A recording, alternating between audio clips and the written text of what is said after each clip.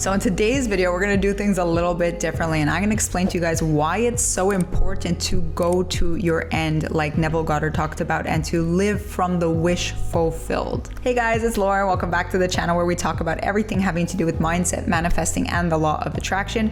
If you're interested in one-on-one coaching, I'd love to help you manifest your dreams. All the information is down in the description below. Now, when I was a kid, I remember going to restaurants with my family, and they would give you a maze to fill out. So they give you crayons and a little maze map, and you had to get from the start of the maze to the end of the maze. Now, I was pretty young, and I don't know how I figured this out, but at one point I figured out that if you start at the beginning of the maze, it's actually really hard because you can fall into all of these pitfalls, okay, all these stops. But if you start at the end of the maze, it's actually way, way, way easier to get to the beginning of the maze. And let me show you right now. All right, so if we start here at the beginning, you can see we can go down these different avenues and we get stuck. We can't see the right way, okay? And that is like your conscious mind trying to figure out how to get to the finishing point. That's like your conscious mind standing where it is now with all its problems, all of its obstacles, and its limited capacity, its limited power, and trying to figure out how it's going to get to the end. It seems daunting, it seems impossible, and it seems like there's so many challenges that you might not even want to get started. Now, if we start from the end though, look at how easy it is. Right? So if you know where you're going, it's so much easier to get to that destination. All right? That's why living in the end and coming from the wish fulfilled, it's not a logical concept. Okay? It's not something logical. It's not something that you're going to understand on a conscious mind level. It's the opposite of logic. It's actually faith. Okay, we're handing over the challenge to the subconscious. I see so many people that do not want to hand over the challenge to the subconscious. They want to be in control of every step of their manifestation, but it absolutely doesn't work that way. You need to hand over the control to the subconscious mind, which would be letting go of control in your conscious life, okay?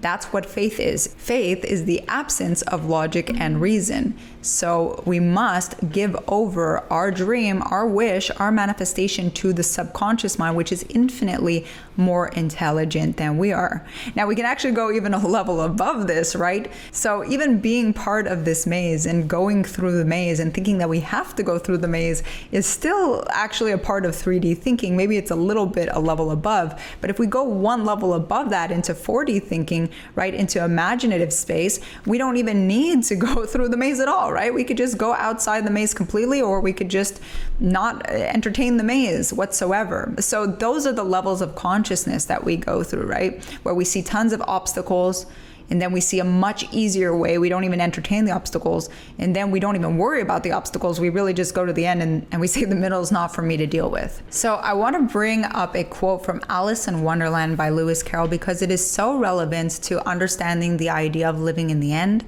and why it is actually really, really important to have a clear goal of your destination and where you're trying to go in your manifestations and holding vision of that goal. So one day Alice gets to a fork in the road and she sees the Cheshire Cat in a tree, and she asks, "Which road do I take?" And his response was a question. He says, "Where do you want to go?" She says, "I don't know." And he says, "Well, then it doesn't matter." So that's the problem with obstacles. You see, it's the same way. If you're standing here and you don't know the destination of where you're trying to go, you're not actually living in the end. You're not embodying the feeling state of the end. You're opening up multiple paths for yourself. You're actually making it much more difficult to manifest the outcome that you want. So really, one of the most important things that you can do is be living in your end, in your imagination, saturating your mind, saturating your feeling states, saturating even your nervous system. But let me clarify, guys, not in a forced way, not in a way in which you're damaging yourself, you're stressing yourself out, you feel that your nervous system is dysregulated because of how much stress and force and pressure you're putting on yourself. Not like that. You want to imagine it as if it's already done, as if you are already there, as if you're starting from the end, as if you already have it, meaning you are satisfied by it. This is so key when imagining. Now, you're definitely going to want to check out this next video right here because it is related and it will help you really refine your conscious creation skills. Thanks so much for liking, subscribing, and sharing. And I will see you guys in the next video.